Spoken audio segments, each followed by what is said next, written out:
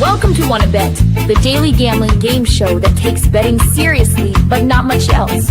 Get our favorite plays on the totals, sides, props, exotics, and futures to jump on now. So let's get it started with Jason and Ben. Let's get it started with Jason and Ben. Let's get it started with Jason and Ben.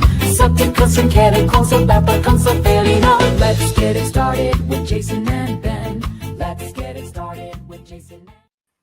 Hey, what's going on, everybody? Welcome back to Wanna Bet. We're fired up to have you with us. As always, this is the only daily sports wagering game show in existence.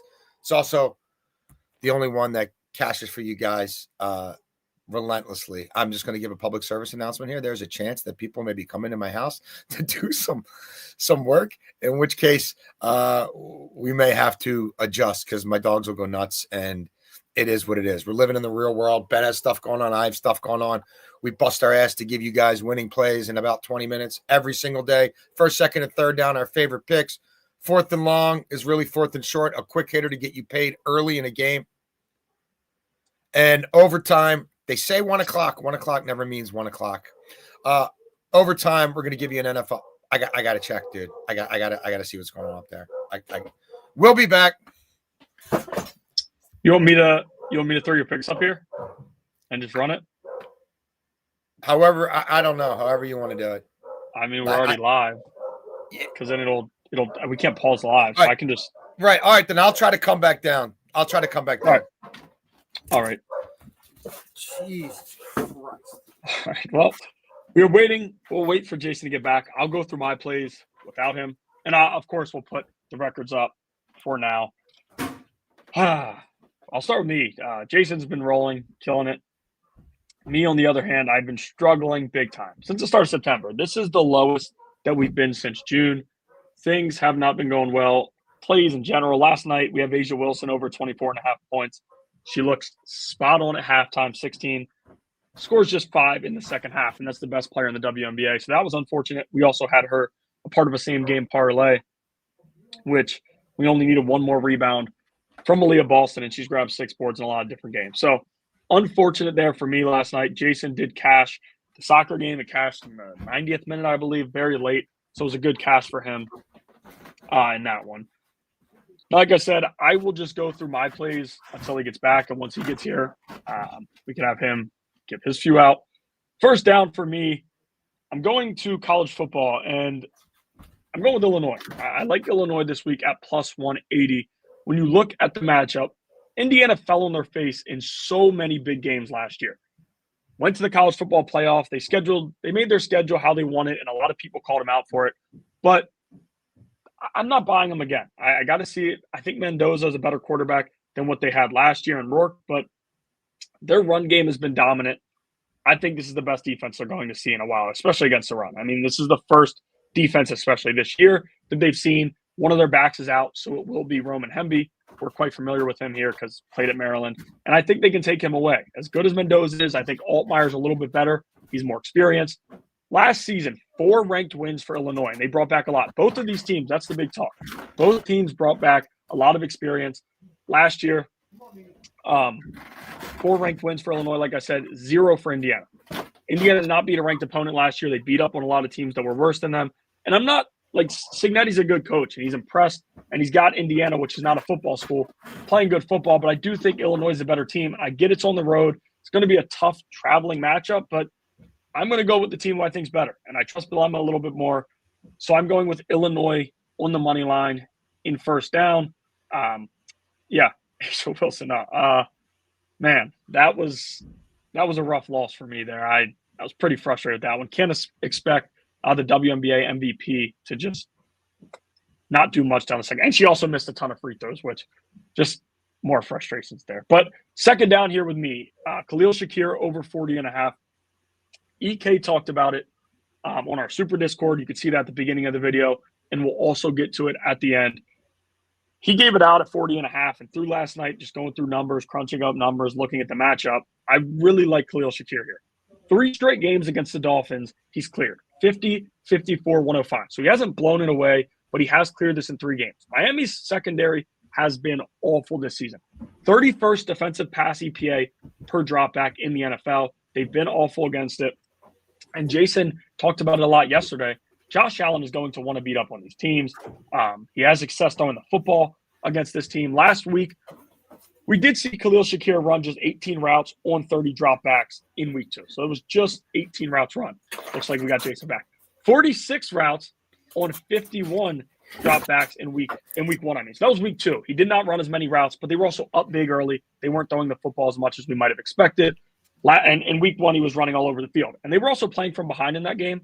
I'm not sure that we're going to get that here, but I do think he's one of their top guys still. They trust throwing the football to him. This is a high total setup, so it should be points. I'm expecting that. And as I said before, I just don't think Miami secondary is good enough to keep up with a guy like Khalil Shakir. Yak is a massive thing for him.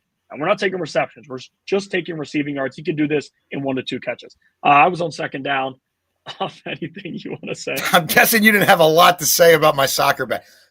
Man of my word. I just mentioned Beasley PSV Eindhoven jersey. But today it's all about this bad boy right here. It's all about FC Bayern, right? We're talking about the club that brought us Der Kaiser, Franz Beckenbauer,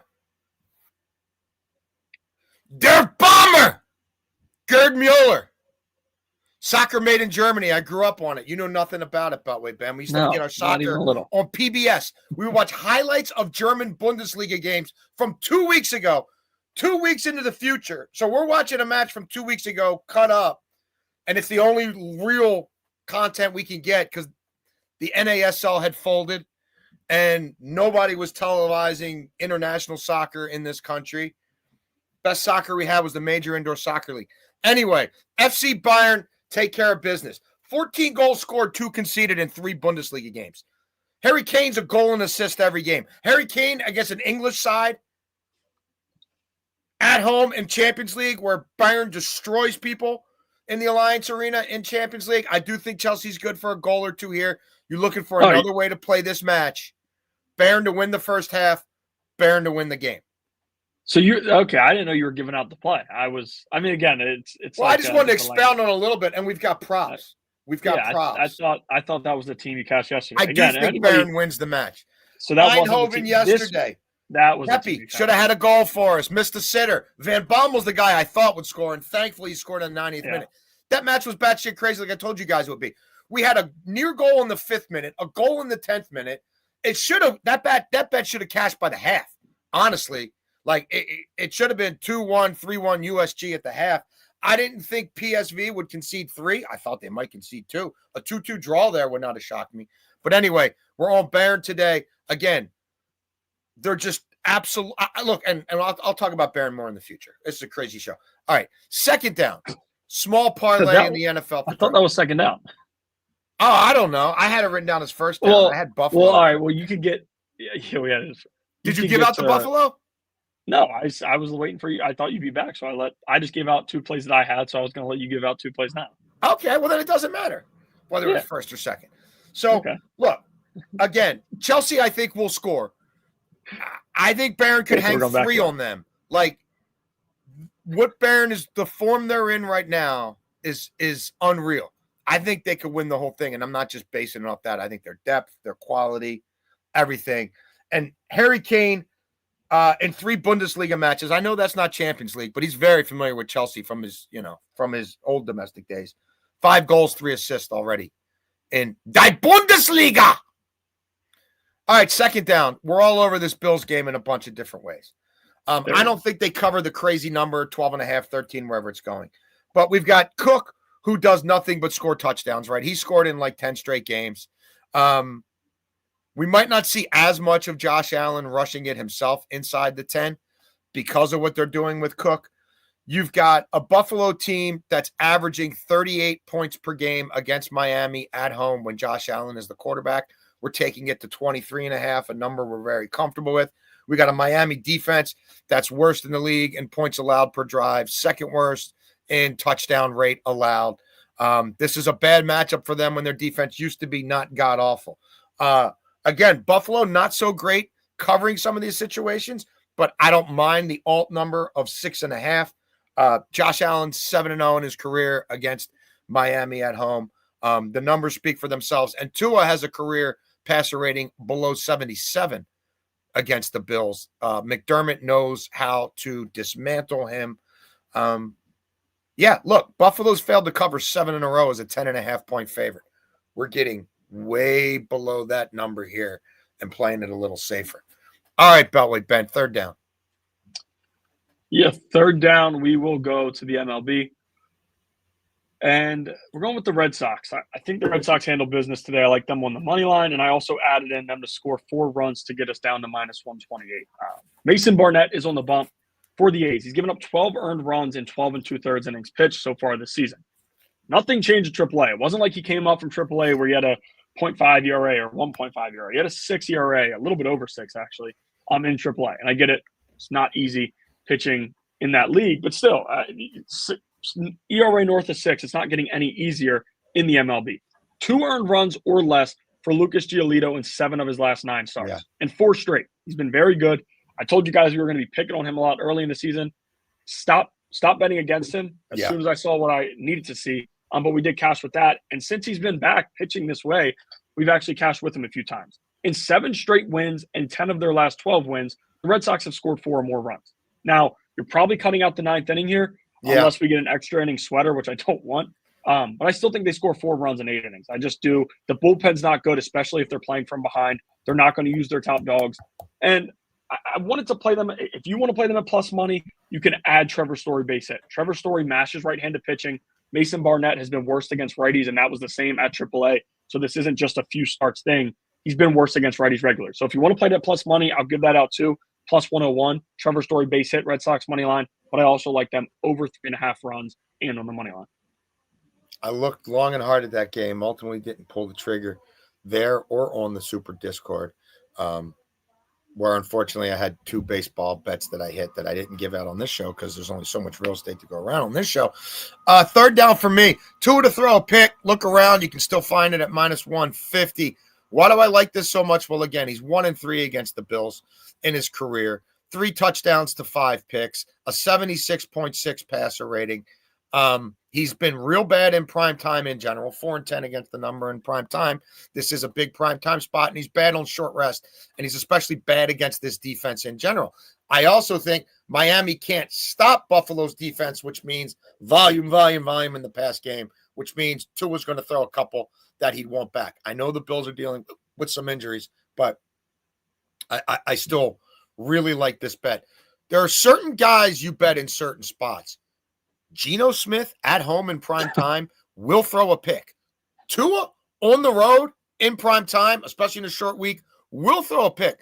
Tua's thrown a pick in 9 of his last 13 road games. He's thrown 10 total picks in his last 8 road games, and this is a divisional opponent that's already in his head. So, yeah, you want to add that as a layer in some of these many parlays that we've been giving you on this game all week long? Go for it. I like it as a standalone as well. Yeah, Meaty. Yeah, Meaty. Meaty's up in Rocco's room right now. He's stuck in Rocco's room all afternoon. Yeah. I'm glad you support my play, Ben and Meaty. 4th and long is really 4th and short, although tomorrow for me it's going to be 4th and long. Sometimes we look at long shot bets, long-term bets, but mostly the last few months leading into football, we focused on daily football, multi-leg parlays, multi-game parlays, sometimes SGPs that we bet that we feel pretty strongly about, and we don't want you to have to. That's overtime. What am I doing? I'm sorry. I got scrambled brains. You got thrown a knuckleball that you weren't expecting. Well, but here's the problem. I kind of was expecting it because I've come to know that 1 o'clock does not mean 1 o'clock in these instances. And I was texting my wife. I'm like, "Are we sure about 1 o'clock?" She's like, "I think so." But you had stuff going on. You had stuff going on, right? So we had I got stuff going on. Yeah. Like, it is what it is. We'd love to be able to do this right at noon sharp every day. That's not how the world works. We still give them the content. So give them the content, give them the picks. Yeah. So 4th and long is. Let me start over.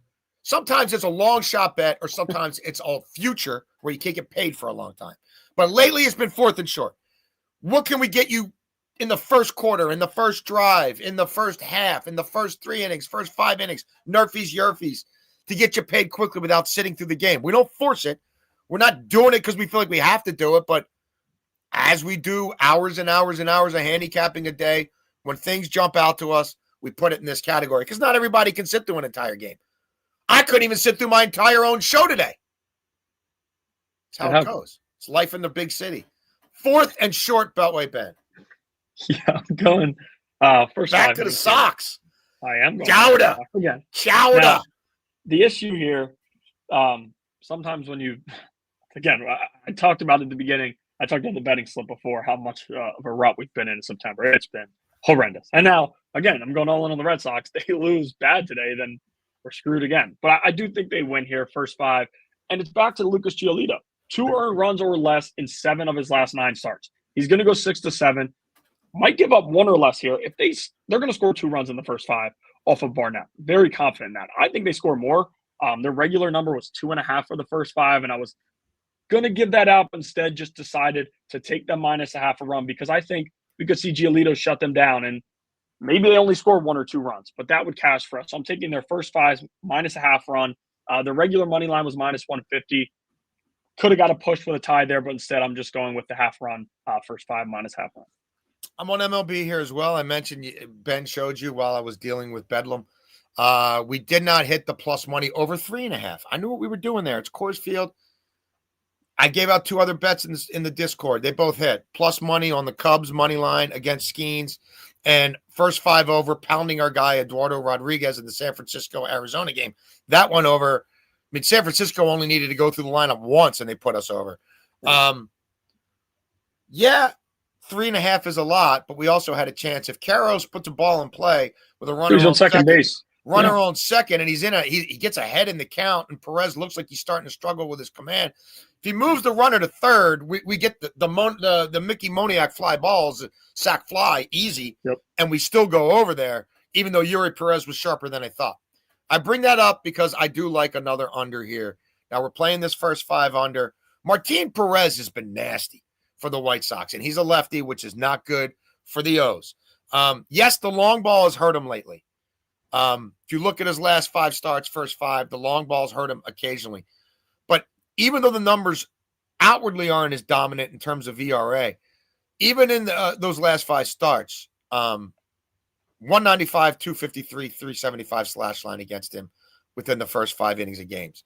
The Orioles, when they generate runs up top, it's because of lefties like Gunnar Henderson, lefties like their leadoff guy, Jackson Holliday, has been getting on a ton. The newcomers, Beavers, Basayo, lefty bats who've been very productive in the clutch lately. I'm not sure how many of them are going to be in this lineup.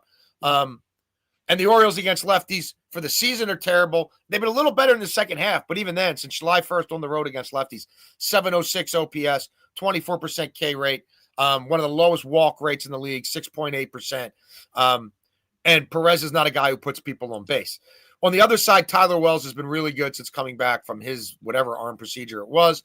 The Orioles let him take maximize all the minor league rehab time he had. It served him well. He gets back to the majors. He trusts the full 6-pick mix. He's been very good. Excuse me, like Kyle Bradish since he came back. And the White Sox live or die with the long ball. Wells, knockwood, has been good with that since he came back. And Chicago's just a dead under first 5 team. Like, they're 82 and 70 first 5 unders for the season, 42 and 33 unders at home. And Baltimore's been a first 5 under team on the road. And then you factor in the lefty starter for Chicago, a getaway day, big series looming with the Yankees. I think we might see some swing and miss. Overtime, do you have a football parlay for us, Ben? What do you got? Yeah, it's a weird one just because I put in a prop for tomorrow, 2 NFL money lines, so it's kind of weird. Devon Achane, 70-plus rushing yards, Chiefs money line, Falcons money line. Now, might give him out running the football tomorrow, and everybody's on his receiving yards, and it's a weird matchup. But I think Ed Oliver being out of the game might change some things. And with Devon Achane, one run could do this here. Yeah. And I get it, the new kickoff rule's a little different, but he's ran the ball like 8 and 11 times. They haven't used him as much in the run game. I just don't know that they want to chuck it all first half because, I mean, Tua, as you talked about with the picks before, like he could throw them out of a game pretty quickly. So maybe they do want to control some time of possession, get things going a little bit in the run game. And I do think Devon Achane has a strong day running the football compared to what he's done so far this season. He's due for a big running game, and I think it comes here. The Chiefs on the money line Sunday night. If they lose to the Giants, it's completely done. It's over. They're looking to Baltimore in week 4. This has to be the first win of the season. Like I can't get past that. And then the Falcons on the money line. I really do like what the Falcons have. Like this past week at +3.5, which I gave out on a radio show. But I do think they're going to handle business. They should have no issues with Carolina, even with Carolina bouncing back and getting back into that game yesterday. I think that's more talking about what the Cardinals are. We saw it in week 1. We saw it again in week 2. The first 3 quarters was a much different game. So I think the Falcons handle business. I like the Chiefs. And I think Devon Achane has 1 or 2 long runs to get us to 70+. And it's +433 because we took him up to 430. If he's going to go over his regular rushing yards, it might be 2 long runs that get him way over. So I took it up to that to get us to +430. Bills give up a lot of explosives. Milano beat up for this one, could be a problem. Second level tackling, not as sure. Those things. He's a home run hitter, as we know. Overtime for me, I've got really 3 plays for you here, and I'll tell you exactly how I played them. We'll start with that Falcons game. You love them. I love them. Carolina stinks. It's not even so much I'm backing the Falcons, who actually might have a pass rush now. They're the better team. Carolina's probably the worst team in football right now, or close to it. And Bijan's in a rich vein of form, and Bijan destroys these guys. Like, absolutely destroys them. His 3 full games against Carolina, this is scrimmage.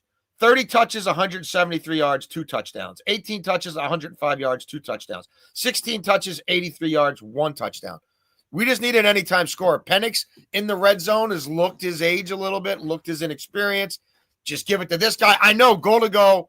I'm worried about Algier vulturing it, but we also see Bijan score from outside the red zone quite a bit. This Carolina defense is allowing 176 rushing yards per game since the start of last season.